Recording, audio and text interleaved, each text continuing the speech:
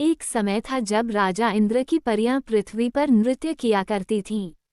सुबह के समय खुशबूदार पेड़ों से फूल गिरा करते थे। राजा इंद्र अपने बेटे गंधर्वसेन को वचनों में बांधते हुए गधा बनने के लिए कहता है। गंधर्वसेन का जन्म लाखा कुम्हार की गधी से होता है।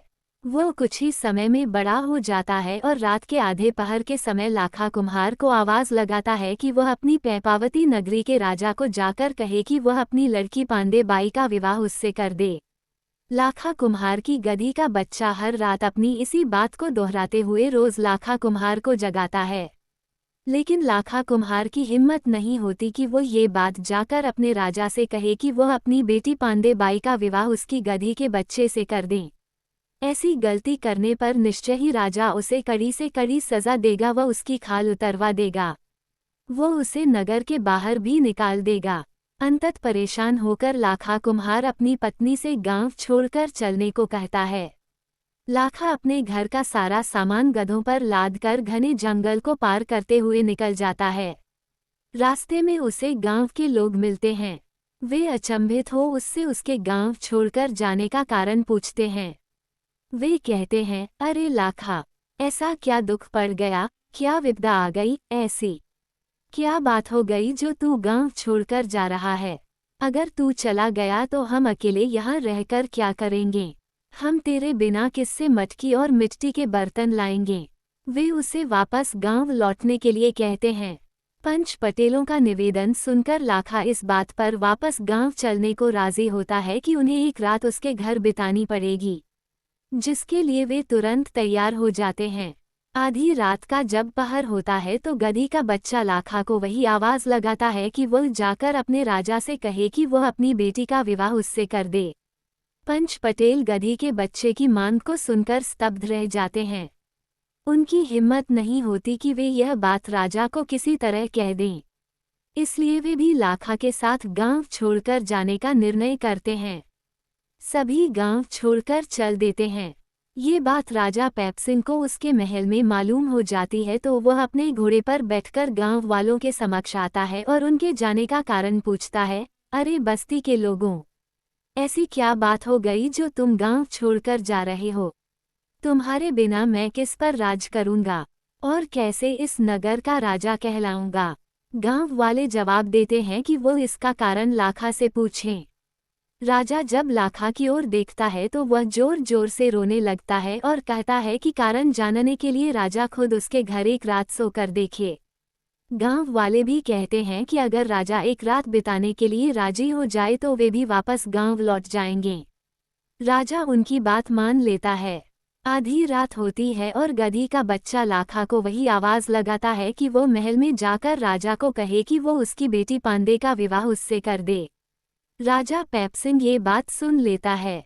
ये सुनकर वह अचंभित रह जाता है कि गधी के बच्चे का विवाह वह अपनी बेटी पांडे से कैसे कर सकता है। इस संकट से बचने के लिए वह एक शर्त रखता है कि अगर गधी का बच्चा उसकी नगरी का परकोटा एक रात में पीतल तांबे का खींचवा दे तो वह उसका विवाह अपनी बेटी से कर देगा। ये कहकर राजा अपने महल को लौट जाता है। पीछे से लाखा का दिल घबराने लग जाता है। शर्त सुनकर गधी के बच्चे के भी कान खड़े हो जाते हैं। वह लाखा से कहता है कि वो उसकी पीठ पर दोनों तरफ थैले लटका दे। एक में पीली मिट्टी भर दे और दूसरी में काली मिट्टी भर दे। इसके पश्चात वो उसे नगरी का फेरा लगवा दे। विवश हो लाखा उसकी बात मानते हुए नगरी का फेरा लगवा देता है। एक रात में परकोटा तांबे पीतल का हो जाता है। सूरज उगते ही महल में राजा को जैसे ही यह खबर लगती है उसका दिल घबरा जाता है। वह अपनी रानी से कहता कि उसे अपने वचन को निभाने के लिए अपनी बेटी की शादी गधी के बच्चे से करनी पड़ेगी। लेकिन शादी के बाद वह बच्चे को महल में ही घर जमवाई बनाकर रख लेगा। वह अपने नाई को बुलाकर उसके हाथ लाखा कुम्हार के यहाँ लग्न भिजवा देता है। लग्न आते देख लाखा गांव वालों को आवाज लगाता है कि वे उसके घर आकर लग्न झिला जाएं। ये सब कार्य बड़ी शोभा से हो जाता है। लाखा बारात ले जाने की तैयारी में जुट जाता है। वह बिना किसी बैंड बाजे के बारात को लेकर चल देता है। गधी का बच्चा बारात में नाचते हुए लोगों पर रुपये लुटाता चलता है। बारात जब राजा के यहाँ पहुँचती है तो महल में से उतरकर घर की महिलाएं तोरण द्वार पर मंगल गीत गाती हुई आती हैं और दूल्हे का स्वागत करती हैं। रानी आरती करती है। दोनों के गठजोड़ा जोड़कर पंडित उनके फेरे लगवाता है। पहले फेरे में राजा रानी अन्न का दान करते हैं, दूसरे में छल्ला अंगूठी, तीसरे में 5 बर्तन, चौथे में 5 कपड़े, पांचवें में सोने का दान, छठे में हाथी और घर के देवताओं का दान और सातवें में गौ माता का दान करते हैं। फेरे लगने के बाद बारात लौटने की तैयारी करती है। विदाई में महिलाएं गाली गीत गाती हैं। मालिन फूलों के हार बनाकर लाती है। पहली माला गणेश जी को अर्पण की जाती है, दूसरी लाखा ब्याई को और तीसरी अपने नए जमवाई साहब को पहनाई जाती है। बारात लौट जाती है लेकिन बेटी और जमवाई को महल में ही रोक लिया जाता है। उन्हें महल के तलघर में खर्चा पानी देकर रहने के लिए अकेला छोड़ दिया जाता है। जब दिन ढलने के बाद रात होती है तो गधी का बच्चा गंधर्वसेन बन जाता है। हर रात को वह मनुष्य देह में तब्दील हो जाता है और सुबह होते ही वापस गधा बन जाता है। कुछ समय पश्चात पांडे गर्भवती हो जाती है। वह एक के बाद एक 4 बच्चों को जन्म देती है, जिसमें सबसे बड़ा भरतहरी, उससे छोटा विक्रमादित्य, उससे छोटी मीनावंती और चौथे स्थान पर सबसे छोटा भाई सलीमादित्य जन्म लेता है। चारों बहन भाई महल के तलघर में खेलते कूदते हैं। एक दिन राजा पैपसिंह की रानी को अपनी बेटी की याद आती है। उसके हाल चाल जानने के लिए वह अपनी दासियों को तलघर में भेजती है। वे जाकर देखती हैं कि पांडे हाथ में किताब लिए पढ़ रही है और चारों बच्चे मस्ती में खेल रहे हैं। दासियों से मिलकर वह कहती है कि वे जाकर उसकी माँ से कह दे कि उसने तो अपनी बेटी का विवाह गधे से किया था, लेकिन उसके 4 बच्चों का जन्म हुआ है। इतने में गधी का बच्चा भी घास चरकर वापस लौट आता है। रात का वक्त होता है। गधी का बच्चा अपनी खाल उतारकर गंधर्वसेन बन जाता है। खाल को खूंटी पर टांग देता है। ये राज जानने के बाद मौका देखकर रानी दासियों को तेल देकर भेजती है कि वे जाकर गधी के बच्चे की खाल को जला दें। रानी सोचती है कि ऐसा करने से गधी का बच्चा हमेशा के लिए खत्म हो जाएगा और बदले में मनुष्य रूपी गंधर्वसेन बच जाएगा। खाल को दासियां जैसे ही आग लगाती हैं, गंधर्वसेन पांडे से कहता है, अरे मेरी खाल में किसी ने आग लगा दी है, मेरा पूरा शरीर जल रहा है। तू तुरंत इस नगर को छोड़कर जंगल में चारों बच्चों को लेकर निकल जा। मैं बदला लेने के लिए आज इस नगर को तहस नहस कर दूंगा। पांडे चारों बच्चों को लेकर महल छोड़ जंगल में पहुंच जाती है। वहां घने जंगल का भयावह दृश्य देख जोर जोर से रोने लगती है। उसे रोता देख चारों बच्चे भी रोने लगते हैं। सलीमादित्य गोद में होता है। जंगल में खाने पीने को कुछ नहीं मिलता। भूख के मारे आंचल में दूध आना भी बंद हो जाता है। छोटा बालक सलीमादित्य भूखा मरने लगता है। इतने में सामने से नाहर और नाहरनी का जोड़ा आता दिखाई देता है। भरतहरी अपनी माँ से कहता है कि नाहर नाहरनी उन सब का शिकार कर खा जाएंगे, इसलिए वह छोटे भाई को वहां छोड़कर आगे चले जाएं। पांडे सलीमादित्य को नरसल पेड़ के नीचे रखकर बाकी तीनों बच्चों को लेकर वहां से चल देती है। घनी रात का समय होता है। आगे चलकर वे धोबा प्याड़ पर पहुंचते हैं। रात का पहरा लगाने के लिए पहले पहर में विक्रमादित्य जागता है। धोबा प्याड़ के पास स्थित बावड़ी के बड़ में काले सांप का वास होता है। विक्रमादित्य को बड़ के पेड़ में चकवा चकवी दिखाई देते हैं। विक्रमादित्य की मौजूदगी से अनभिज्ञ वे आपस में बतियाते हैं कि अगर उनमें से कोई चकवे को मारकर खा जाए तो वह धारा नगरी का राजा बन जाएगा, और चकवी कहती है कि अगर कोई उसे मारकर खा जाए तो वह रोज एक सोने की मोहर उगलेगा। चकवे चकवी की बात सुनकर विक्रमादित्य सोचता है कि वो दोनों का शिकार कर खुद चकवी को खा जाए तो रोज एक सोने की मोहर मिलेगी, और भाई भरतहरी को चकवा खिला देगा तो उसे धारा नगरी का राज मिल जाएगा। दोनों का शिकार कर वह भरतहरी को जगाता है। भरतहरी अपने भाई की बात सुनकर चकवे को खा लेता है और विक्रमादित्य चकवी को खा जाता है। आधी रात का पहरा भी पूरा हो जाता है। इसके बाद पहरा देने की बारी भरतहरी की आती है। अब विक्रमादित्य गहरी नींद सो जाता है। इतने में जिस बड़ के पेड़ में तीर से चकवा चकवी का शिकार किया था उसमें से काला नाग नीचे उतरता है और विक्रमादित्य को डस लेता है। विक्रमादित्य की वहीं मृत्यु हो जाती है, उसके मुंह पर चींटियां चढ़ने लगती हैं। सूरज उगता है तो पता चलता है कि उसकी मृत्यु हो चुकी है। पांडे अपने दूसरे बेटे को खोने के दुख में रोने लगती है। जिंदा बचे हुए भरतहरी और उसकी बहन भी जोर जोर से रोने लगते हैं। माँ विलाप करती है कि भगवान ने उसके भाग्य में ये सब दुख क्यों लिखे हैं। अपने भाई की अंत्येष्टि के लिए कफन लाने के लिए भरतहरी शहर की ओर निकल जाता है। घना जंगल पार करते हुए वह धारा नगरी पहुंचता है, जिसके दरवाजे उसे बंद मिलते हैं। दरवाजे बंद देख भरतहरी दुखी होता है। उस समय धारा नगरी का कोई राजा नहीं होता, क्योंकि जो भी राजगद्दी पर बैठता है उसे वहां का राक्षस व कामाख्या देवी खा जाते थे। भरतहरी को देख नगरवासी उसे राजा बनने का प्रस्ताव देते हैं। दुखी भरतहरी जवाब देता है कि वह तो अपने भाई की अंत्येष्टि के लिए कफन लेने आया है, लेकिन आखिर में उसे नगरवासियों का निवेदन स्वीकार करना पड़ता है। धारा नगरी का राजा बनने के पश्चात वह अपने भाई बहन और मां को भूल जाता है। भरतहरी को जब राक्षस की बात पता चलती है तो वह उसे रिझाने के लिए नगर के गेट से महल की राजगद्दी तक फूल बिछवा देता है और ऊपर से सुगंधित इत्र का छिड़काव करवा देता है। जैसे ही राक्षस महल में प्रवेश करता है वह मादक महक से मोहित हो जाता है। कामाख्या देवी भी भरतहरी से खुश हो जाती हैं। दोनों खुश होकर भरतहरी को वरदान देते हैं कि धारा नगरी पर अब वही राज करेगा। जंगल में पांडे अपने दोनों बच्चों और विक्रमादित्य की लाश के साथ भाई के लिए कफन लेने गए भरतहरी का इंतजार करती बैठी रहती है। पांडे के दुख को देख शंकर भोलेनाथ प्रकट होते हैं और अपना नाद बजाते हैं। काला नाग पेड़ से उतरकर विक्रमादित्य के शरीर का सारा जहर चूस लेता है। शंकर द्वारा अमृत जल के छींटे देते ही वो उठ खड़ा होता है। विक्रमादित्य को जिंदा कर शंकर अपनी धूनी पर वापस चले जाते हैं। एक दिन धारा नगरी में चोरी हो जाती है, जिसमें डकैत गायों को चोरी करके ले जाते हैं। बस्ती गायों को छुड़ाने के लिए भरतहरी से निवेदन करती है।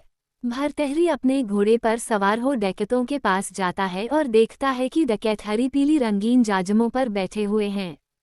उन 1000 डकैतों का सरदार गणपत सिंह भी वहीं बैठा होता है। भरतहरी गणपत सिंह को ललकारते हुए गायों को छोड़ने के लिए कहता है। गणपत सिंह जवाब देता है कि अगर भरतहरी को जान बचानी है तो वो वहां से वापस लौट जाए। दोनों तरफ से युद्ध छिड़ जाता है। गणपत सिंह डकैत को हराकर भरतहरी गायों को छुड़ाकर उसकी बेटी श्यामदे को ब्याह लाता है। भरतहरी श्यामदे को लेकर महल में आ जाता है। श्यामदे महल को देखकर पूछती है कि इतने बड़े महल में क्या वह अकेले ही रहते हैं। अगर उनकी छोटी बहन और भाई होते वह उनका लाड़ लड़ाती, और अगर उनकी सास होती तो वह उनके पांव दबाती। ये सब सुनकर भरतहरी को अपनी माँ और भाई बहन याद आ जाते हैं। उसे याद आता है कि वह सांप द्वारा डसे अपने भाई को वन में मृत छोड़कर खप्पन लेने आया था। वह अपनी माता व छोटी बहन को जंगल में रोता छोड़कर आया था। भरतहरी को उनकी याद सताने लगती है और वह उनसे मिलने के लिए व्याकुल हो जाता है। वह तुरंत जंगल की ओर लौट जाता है जहां उसने उन्हें आखिरी बार छोड़ा था। जंगल में पहुंचकर वह रोने लगता है। उसे रोता देख शंकर फिर से प्रकट होते हैं और उसके रोने का कारण पूछते हैं। भरतहरी का दुख सुनकर उसे आश्वस्त करते हैं कि उसे जल्द ही उसकी बिछड़ी माँ व बहन भाई वापस मिल जाएंगे। शंकर के कहे अनुसार भरतहरी को अपनी माँ, भाई विक्रमादित्य व बहन मीनावंती वापस एक ही जगह पर मिल जाते हैं। सब गले मिलते हैं। भरतहरी सभी को लेकर धारा नगरी के महल में लौट जाता है और फिर से वहां राज करने लगता है। कुछ समय पश्चात भरतहरी को याद आता है कि जब वो चूचक शहर में गायों को डकैतों से छुड़ाने के लिए गया था तब उसने शंकर को 12 बरस की भक्ति करने के लिए वचन दिया था। वह विक्रमादित्य को अपना राजपाट संभलाकर धारा नगरी 12 बरस के लिए छोड़ देता है। राजा भरतहरी का राज इतना शांतिपूर्ण रहा होता है कि वहां नाहर और बकरी एक ही कुंड से पानी पीते थे। ऐसा ही राज करने के लिए वो विक्रमादित्य को सीख देता है। छोटे भाई को राजपाट संभलाकर भरतहरी घने जंगल की ओर प्रस्थान कर जाता है। भरतहरी के जाने के पश्चात श्यामदे अपनी दासी को नौकर को बुलाने के लिए भेजती है। वह दासी को सिखाती है कि वह नौकर के पास जाकर यह बहाना बनाए कि महल में काला सांप आ गया है। नौकर के महल में आने के बाद रानी उसे अपने साथ प्रेम संबंध बनाने के लिए उकसाती है। एक दिन विक्रमादित्य दोनों को महल में साथ साथ देख लेता है। नौकर घबरा जाता है। नौकर को घबराते देख रानी कहती है कि उसे घबराने की जरूरत नहीं है। वह कहती है, मैं ऐसा खेल रचूंगी कि अपने देवर को देश निकाला दिलवाऊंगी, उस पर काला दाग लगाऊंगी। थोड़ी ही दिन में भरतहरी के 12 बरस पूरे होने वाले हैं। तुम्हें डरने की जरूरत नहीं है। कुछ समय पश्चात भरतहरी की भक्ति के 12 बरस पूरे हो जाते हैं। भरतहरी की भक्ति से खुश हो भगवान शंकर उसे अमर फल देकर भेजते हैं। भरतहरी धारा नगरी में प्रवेश कर घोड़े को अस्तबल में बांधकर महल में प्रवेश करता है। रानी नाराज दिखाई देती है। गुस्से में वह भरतहरी का हाथी दांत का चुड़ला मोड़ देती है। भरतहरी का हाथी दांत का चुड़ला मोड़ देती है। भरतहरी उसकी नाराजगी का कारण पूछता है। वह रानी से कहता है, हे रानी, अगर तुम्हें ठोकर लगी हो तो पहाड़ों को इस नगर से दूर करवा दूं। अगर पैरों में कांटा लगा हो तो बबूलों को ढूंढा करवा दूं। और अगर किसी ने तुम्हारे ऊपर उंगली उठाई हो तो मैं उसकी उंगली कटवा दूं। तेरे दिल में जो भी बात है वह तू मुझे बता। रानी जवाब देती है, हे मेरे राजन, मुझे तुम्हारे भाई विक्रमादित्य का राजपंसद नहीं आया। तुम चाहो तो अपने नौकर व दासियों से पूछ लो। भरतहरी रानी की बात सुनकर विक्रमादित्य को बुलाने के लिए भेज देता है। विक्रमादित्य बड़े भाई के 12 बरस बाद घर लौटने की खबर सुनकर खुश होता हुआ महल में आता है। विक्रमादित्य के महल में प्रवेश करते ही भरतहरी क्रोध में उसके जोर से सोटा लगा देता है और कहता है, तुमने कैसा राज किया? मैं ऐसा राज संभला कर गया था क्या तुम्हें? भाई के क्रोध को देख विक्रमादित्य रोने लगता है। क्रोधित भरतहरी अपने भाई को छत के कड़े से उल्टा लटका देता है। नौकर भरतहरी को सलाह देता है कि वो विक्रमादित्य को देश निकाला दे दे। भरतहरी उसकी बात मानते हुए अपने भाई को महल छोड़कर जाने का आदेश दे देता है। विक्रमादित्य नगर को छोड़कर वहां से चला जाता है। भरतहरी अपनी रानी पांडे को अमर फल खाने के लिए देता है। कहता है, इसको खाने से तुम्हारी काया अमर हो जाएगी। ये भगवान शिव का दिया हुआ अमर फल है। रानी विचार करती है कि अगर वह अमर फल खाएगी तो जीवन भर उसे भरतहरी के बोल सुनने पड़ेंगे। रानी अमर फल को अपने नौकर को दे देती है। अमर फल लेकर नौकर सोचता है कि वो उसे खाकर कब तक राजा के घोड़े की लीद झाड़ता रहेगा। नौकर अमर फल राजा के चरवरदार को दे देता है। चरवरदार भी उसे यह सोचकर नहीं खाता कि वो हमेशा के लिए राजा के घोड़ों को घास खिलाता रहेगा। वह दासी को दे देता है। दासी अमर फल लेकर सोचती है कि अगर वह उसे खा लेगी तो जन्म तक वह रानी के कपड़े ही धोती रहेगी। वह भी उसे नहीं खाती और गांव के पुजारी को जाकर दे देती है। वह पुजारी से कहती है कि मंदिर को दान स्वरूप 52 गढ़ों का गढ़पति राजा भरतहरी उसे आधा राज देगा। लेकिन पुजारी भी उसे यही सोचकर नहीं खाता कि उसे मंदिर में हमेशा के लिए सुबह शाम आरती ही करते रहनी पड़ेगी। वो कब तक लोहे की झालर बजाता रहेगा। पुजारी अमर फल को राजा भरतहरी को देने का विचार करता है, जिसके बदले में वह सोचता है कि भरतहरी उसे अच्छा दान और इनाम देगा। अमर फल घूमता फिरता राजा भरतहरी के पास आ जाता है। भरतहरी अमर फल को देखकर रानी से पूछता है कि उसका दिया हुआ अमर फल कहाँ है। रानी कहती है कि उसने तो उसे तभी खा लिया था। भरतहरी पुजारी को महल में बुलाता है और पूछता है कि उसके पास अमर फल कहाँ से आया। घबराकर पुजारी बताता है कि उसे वह अमर फल दासी ने दिया था। राजा दासी से पूछता है तो दासी कहती है कि उसे अमर फल चरवरदार ने दिया था। इसी प्रकार चरवरदार बताता है कि उसे नौकर ने दिया था। नौकर भी सारा राज खोलते हुए रानी का नाम बता देता है।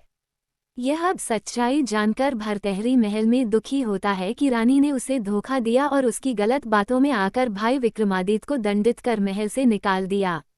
उसे अपनी गलती का पश्चाताप होता है। उधर विक्रमादित्य देश निकाला मिलने के बाद एक बनिए की यहाँ नौकरी कर लेता है। बनिए का एक ही बेटा होता है जो एक आंख से लाचार होता है। उसका रिश्ता एक बनिए की लड़की से तय कर दिया जाता है। लड़की का पिता लड़के वालों को संदेशा भिजवा देता है कि बारात में आंख से लाचार एक भी जना न आए। इस समस्या का हल निकालने के लिए सेठ तरकीब निकालता है कि वह अपने बेटे की जगह विक्रमादित्य के साथ लड़की के फेरे लगवा देगा और बाद में दुल्हन को अपने लड़के के साथ रख लेगा। विक्रमादित्य को दूल्हा बना दिया जाता है और सेठ की लड़की के साथ उसके फेरे हो जाते हैं। सेठ की लड़की का नाम पिंगला होता है। विवाह के समय विक्रमादित्य उसकी ओढ़नी के पल्ले पर लिख देता है कि वो फेरे तो राजा के कंवर विक्रमादित्य के साथ खा रही है, लेकिन बाद में उसे सेठ के एक आंख से लाचार लड़के के साथ रहना पड़ेगा। सेठ शादी कर पिंगला को अपने घर ले आता है। वो नई दुल्हन को तो अपने लड़के के पास रख देता है और विक्रमादित्य से पूर्व की भांति काम करवाने लग जाता है। सेठ सेठानी नई दुल्हन को देवी देवता धुकाने के लिए ले जाते हैं। विक्रमादित्य के लिखे शब्दों को पिंगला पढ़ लेती है और सेठ के लड़के के साथ देवी देवता धोखने से मना कर देती है।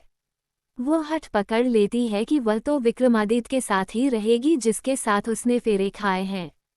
सेठ सेठानी राजा के पास जाकर विक्रमादित्य की शिकायत करते हैं। राजा के सैनिक विक्रमादित्य को पकड़ने के लिए आते हैं और कैद कर राजा भरतहरी के सामने पेश करते हैं। भाई को देख भरतहरी रोने लगता है और अपने गले लगा लेता है। सैनिकों को आदेश देता है कि उसे कैद से आज़ाद कर दें। दोनों भाई महल में मिलते हैं। भरतहरी अपनी गलती की माफ़ी मांगता है। भरतहरी अपनी गलती का पश्चाताप करते हुए रानी श्यामदेव को कड़े से उल्टा लटकवा देता है और देश निकाला दे देता है। विक्रमादित्य मना करता है, लेकिन वो उसकी एक नहीं मानता। भरतहरी विक्रमादित्य की कुशलक्षेम पूछता है कि वह देश निकाला देने के बाद कैसे रहा, 12 साल कहाँ व्यतीत किए। विक्रमादित्य बताता है कि वह एक बनिए के यहाँ रहा था। वह सेठ की लड़की पिंगला से उसने ब्याह किया था। दोनों भाई गले लगते हैं। कुछ समय बाद भरतहरी भी सिंगल शहर के राजा प्रक्षित की बेटी पिंगला से शादी कर लेता है। धारा नगरी का नाम बदलकर उज्जैन शहर रख देता है। राजा भरतहरी धर्मावतारी राजा के रूप में प्रसिद्धि पाता है। उसी समय गुरु गोरखनाथ के 1450 चेले होते थे। सभी धूनों पर तो चेले तपते थे, लेकिन एक धूना खाली पड़ा रहता था। एक दिन चेले गोरखनाथ से पूछते हैं, महाराज यह एक धूना खाली क्यों पड़ा रहता है। गोरखनाथ जवाब देता है कि इस धूने पर राजा भरतहरी आकर तपेगा, वो उसी के लिए खाली पड़ा है। चेले फिर से पूछते हैं, राजा भरतहरी तो 52 गढ़ों का गढ़पति है, वह क्यों आकर धूना तपेगा। गोरखनाथ अपने 2 महात्मा चेलों को आदेश देता है कि वे जाकर भरतहरी के द्वार अलख जगाएं और दान में हीरामृग की खाल मांगें। गोरखनाथ का आदेश पाकर महात्मा ऐसा ही करते हैं। भरतहरी उन्हें हीरामृग की खाल लाकर देने के लिए 3 दिन का समय मांगता है। उधर 70 हिरनियों का स्वामी उनका एक ही पति हीरामृग होता है। एक दिन हिरनियों ने विचार किया कि वे धर्मावतारी राजा भरतहरी के राज में चली जाएं, जहां वे काले माठ में चरेंगी और शिप्रा नदी के घाट पर पानी पिएंगी। वहां उनके पतिदेव हीरामृग को कोई नहीं मारेगा। उन्हें नहीं मालूम होता कि राजा भरतहरी तो हीरामृग का दुश्मन बन गया है। इधर राजा भरतहरी शिकार में जाने के लिए अपने घुड़साल से नौलखा घोड़ा निकालता है। राजा भरतहरी की पत्नी पिंगला को आगे पीछे 6 महीने की सारी बातें मालूम होती हैं। वो शिकार पर जाने से भरतहरी को मना करती है, लेकिन राजा भरतहरी नहीं मानता। वह पिंगला से कहता है कि वह शिकार खेलने जाने के लिए तन के 5 कपड़े और उसका भाला दे दे। पिंगला कई बार भरतहरी से हाथ जोड़कर निवेदन करती है कि वो अशुभ घड़ी को टाल दे, लेकिन भरतहरी जवाब देता है कि एक बार घोड़ी पर सवार होने के बाद वह वापस नीचे नहीं उतरेगा। भरतहरी काले हिरण का शिकार करने के लिए अपने सैनिकों को लेकर तैयार हो जाता है। रास्ते में कई अपशकुन होते हैं। बाईं ओर उल्लू बोलता दिखाई देता है, दाईं तरफ सियार के रोने की आवाज आती है और पिंगला के हाथ का हाथी दांत का चूड़ा मुड़ जाता है। रानी पिंगला कहती है कि वह विधवा हो जाएगी, लेकिन इस सब को नज़रअंदाज करते हुए भरतहरी काले हीरामृग का शिकार करने के लिए वन में शिप्रा घाट पर पहुंच जाता है। दिन थोड़ा सा बाकी रह जाता है। राजा भरतहरी शिप्रा नदी के घाट पर तंबू डेरे डाल देता है। इतने में काला हिरन व 70 हिरनियां नदी के घाट पर पानी पीने आ जाती हैं। आधी हिरनियां पानी पीने लगती हैं, बाकी की आधी राजा भरतहरी की ओर झांकती हुई पूछती हैं कि है, हे 52 गढ़ों के गढ़पति, आज तुम कैसे अपनी फौज लिए शिप्रा नदी के घाट पर खड़े हो? हमने तो तुम्हारा नाम बड़े धर्मावतारी राजा होने का सुना है, फिर इस फौज की जरूरत कैसे पड़ गई? कहीं तुम घर से नाराज होकर तो नहीं आए हो यहाँ? क्या तुम अपने माँ बाप या पत्नी से नाराज हो गए हो? ऐसा है तो तुम जिस तरह यहाँ आए हो उसी तरह वापस उज्जैन शहर लौट जाओ। हिरनियों का सवाल सुनकर राजा भरतहरी जवाब देता है, हे हिरनियों, मैंने सुना है कि तुम 70 हिरनियों का स्वामी एक हीरामृग है। मैं उसका जिसका शिकार करने यहाँ आया हूँ। भरतहरी की बात सुन हिरनियाँ स्तब्ध रह जाती हैं और इसका कारण पूछती हैं। वे कहती हैं, हे राजा, हमारे पति को क्यों मारते हो? उसके बिना हम 70 हिरनियां वन में विधवा डोलेंगी। अरे राजा, काले हिरन को फंसाने के लिए किसने घोड़े की हरी घास डाली है? तू चाहे तो हमारे में से 2 की जगह 4 मार ले, लेकिन हमारे भरतार को छोड़ दे। राजा भरतहरी कहता है कि वो काले हिरन को मारे बिना नहीं लौटेगा। वे आखिरी बार उसके दर्शन कर अपने दिल की बातें उससे कर लें। सुबह होते ही वह हीरामृग का शिकार करेगा। ये सुनकर हिरनियां इधर उधर भागने दौड़ने लगती हैं। हिरनियों को भागते देख हीरामृग उन्हें रोकता है। कहता है कि वे डर कर अपनी माता का दूध न ले जाएं।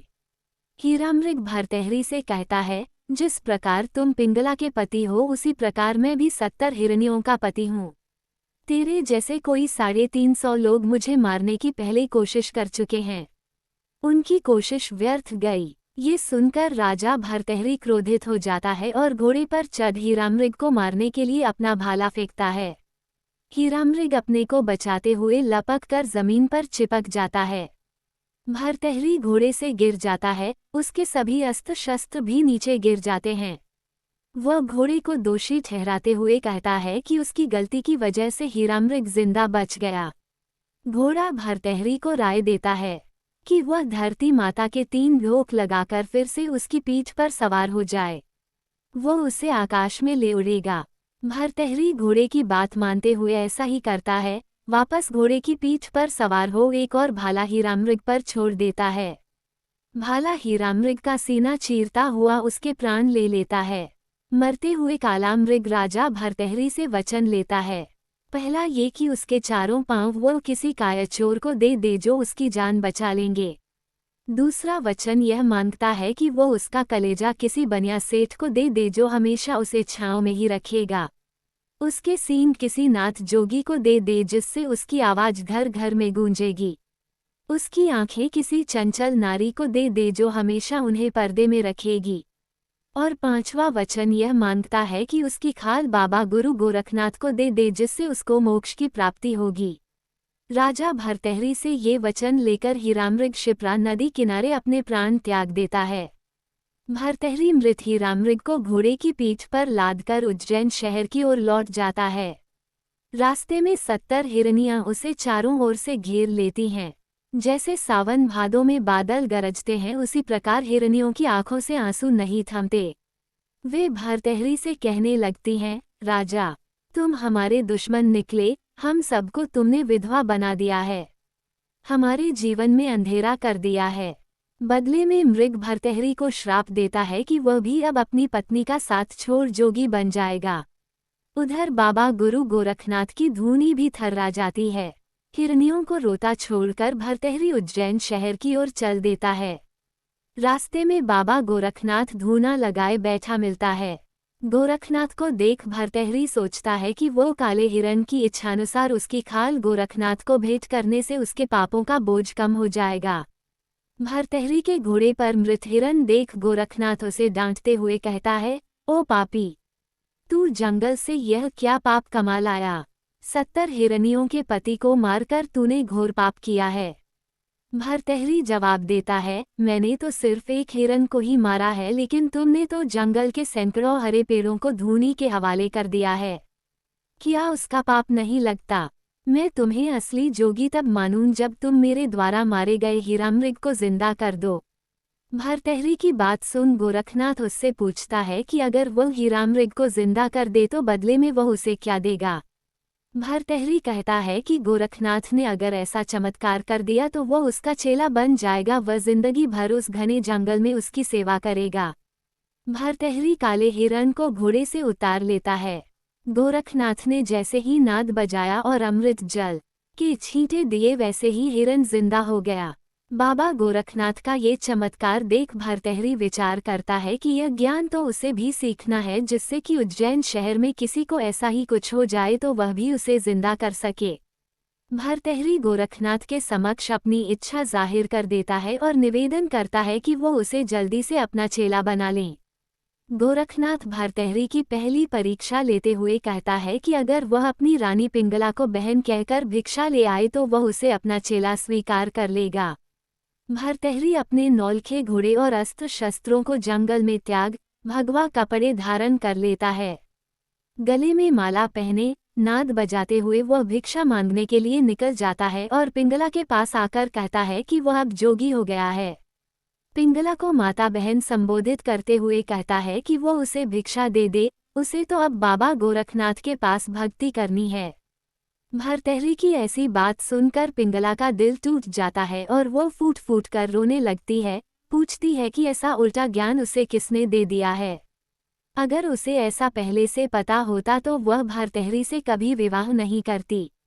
वह कोसते हुए कहती है कि जिस नाई ने उसकी विवाह रस्म करवाई थी उसको काला नाग डसे और जिस ब्राह्मण ने कांकड़ डोरे बांधे थे उस पर तेज बिजली गिरे। ये सोचते हुए कि अब आगे भविष्य में क्या होगा, पिंगला जोर जोर से विलाप करती है। राजा भरतहरी कहता है कि वह तो अब धूनी पर तपने के लिए घने जंगल में जाकर अपना धूना लगाएगा और जोगी बनेगा। वह पिंगला से कहता है कि वह विक्रमादित्य को राज संभला देगा जो उसका ख्याल रखेगा। लेकिन रानी इसके लिए राजी नहीं होती, कहती है कि वह उसे गलत बोलेगा। भरतहरी कहता है कि ऐसा है तो वह अपनी बहन के 5 पुत्रों में से किसी एक को राजा बना ले। पिंगला कहती है कि वह कब तक लोगों के बोल झेलेगी कि खुद का कोई पुत्र ना होने की वजह से पराये पुत्र को राजगद्दी पर बिठा दिया। पिंगला भरतहरी से निवेदन करती है कि वो उसे भी अपने साथ जोगनिया बनाकर ले चले। उसके तो अभी दूध के दांत भी नहीं गिरे हैं, वह अपना बचा हुआ जीवन कैसे काटेगी। भरतहरी कहता है कि लोग उसके जोगी होने पर वहम करेंगे और उसे कभी जोगी नहीं मानेंगे। भरतहरी पिंगला से अंतिम विदा लेते हुए जब आगे बढ़ने लगता है तो पिंगला पूछती है कि आज का गया वह कब वापस लौटेगा। भरतहरी कहता है, जवानी और माया मेहमान की तरह है, इसे जाते देर नहीं लगती और जो विधाता ने लेख लिख दिए हैं उसे कोई नहीं टाल सकता। पिंगला कहती है कि उसके बिना महल सूना हो जाएगा, उज्जैन नगर फीका लगने लगेगा, उस पर कौवे बैठेंगे, उसका श्रृगाल उसे ही खाने दौड़ेगा। रानी पिंगला भरतहरी को बहुत समझाती है, कई निवेदन करती है, लेकिन भरतहरी जोगी बनने के अपने निर्णय पर अडिग रहता है। आखिर में वह भरतहरी को भिक्षा दे देती है। भरतहरी वहां से चल देता है। पीछे से पिंगला विलाप करती हुई रह जाती है। राजा भरतहरी कानों में मंद्रा पहने, गले में सेली और हाथ में सुमरन नाद ले गुरु गोरखनाथ के पास जंगल में आ जाता है। गुरु के चरणों में सिर झुका वह आशीर्वाद पाता है कि उसका नाम हमेशा के लिए अमर हो जाएगा। संसार उसका नाम लेकर गाता रहेगा, बजाता रहेगा और उसकी कथा सुनाता रहेगा। राजा भरतहरी जोगी बन 6 महीने तक कुछ नहीं खाता। उसके सत की वजह से एक दिन गोरखनाथ का सिंहासन कांप उठता है। गोरखनाथ उसकी तपस्या से खुश होकर उसे वरदान देता है कि वह अब जोगी बन खूब तपस्या करे, दुनिया में घूमे, सद्मार्ग पर चले व माता बहन कहकर भिक्षा मांगे। राजा भरतहरी रमते रमते अलवर नगर के बाजार में आ जाता है। वहां 12 साल तक एक प्रजापत के घर रहता है। 12 साल में जब एक दिन बाकी रह जाता है तो रमते रमते वह एक गुजरी के यहाँ आकर अलख जगाता है और अपना नाद बजाता है। भिक्षा में एक कटोरा दूध पिलाने के लिए कहता है। गुजरी जवाब देती है कि उसका घर चलते रास्ते के पास है, वहां लाखों लोग आते जाते रहते हैं। इस तरह वह किस किस को दूध पिलाएगी। उसके पास दूध तो नहीं है, लेकिन 2 दिन पहले की छाछ जरूर पड़ी है जिसे वह जितना चाहे पी सकता है। दूध तो वह अपने हाली को ही देगी जो दिन रात उसके खेतों पर काम करता है। भरतहरी गुजरी से नाराज होकर आगे चल देता है और गूल के पेड़ के नीचे आकर धूनी लगा लेता है। अपने झोली झंडे पेड़ पर टांग देता है। नाराज भरतहरी भैरू को बुलाकर गुजरी की गायों को चमका देता है, जो खूंटे तोड़कर पहाड़ी में चली जाती हैं। गुजरी की गायें भैंसों के थनों में कीले पड़ जाते हैं। वे खल कांकड़े खाना छोड़ देती हैं। उसके बैल भी खाना खाना छोड़ देते हैं। गुजरी को अपनी गलती का एहसास होता है और वह भरतहरी को ढूंढने जंगल की ओर निकल जाती है। तेज बारिश में भीजती गुजरी भरतहरी को चारों तरफ ढूंढती फिरती है। रास्ते में उसे ग्वाले मिलते हैं, जिनसे वह भरतहरी का ठिकाना पूछती है। आखिर में गुजरी भरतहरी को ढूंढ लेती है और उसके चरणों में ढोक लगाती हुई अपनी गलती के लिए क्षमा मांगती है और वचन देती है कि वह हर भादवा की छठ साते को उसका मेला भरवाएगी व अष्टमी के दिन रसोई कर भोग लगाएगी। ये परंपरा आज भी जारी है। अलवर में गुजरी के परिवार के लोग ही भरतहरी का जागरण करवाते हैं और उन्हीं का सबसे पहले भोग लगता है।